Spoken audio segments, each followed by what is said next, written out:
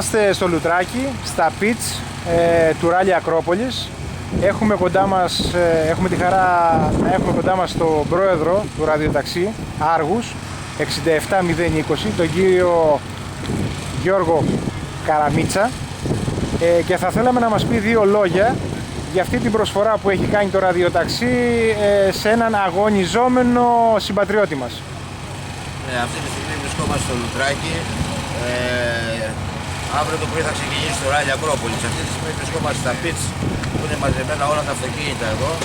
Η εταιρεία μας και σε αυτή την προσπάθεια συμμετέχει στο μηχανοκίνητο αθλητισμό, γιατί πέρα από το επάγγελμα έχουμε δείξει τόσα χρόνια και από το 1985 που λειτουργεί το ραδιοταξί μας είμαστε πάντα στο κομμάτι του αυτοκινήτου.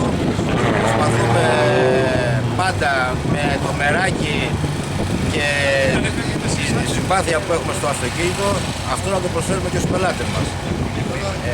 Αυτή τη στιγμή βρισκόμαστε στο Λουτράκι, αύριο θα γίνει ο αγώνας, σήμερα είναι κάποιες δοκιμές και θα γίνει και η παρουσίαση των αυτοκινήτων. Εμείς συμμετέχουμε μαζί με ένα συμπολίτη μας σε αυτό το Ακρόπολη, στην Ευρωπαϊκό Ακρόπολη, με το παλαιολόγο. Ευχαριστούμε πολύ τον Χρήστο. Είμαστε μια ομάδα όλοι μαζί, θα προσπαθήσουμε να πάρουμε τον αγώνα, γιατί έχουμε και ένα καλό αυτοκίνητο, ένα Mitsubishi Evo που είναι από τα καλύτερα της κατηγορίας αυτή τη στιγμή. Θα ευχηθούμε στον συμπολίτη μας εμείς και όλο το Άργος, προφανώς πιστεύω, καλή επιτυχία στον Χρήστο και το ραδιοταξί Άργους.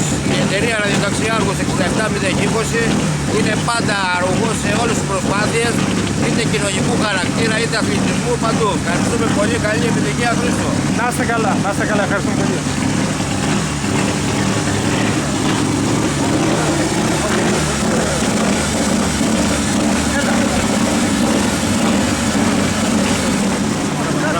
Κάμισα μας, νομίζω ότι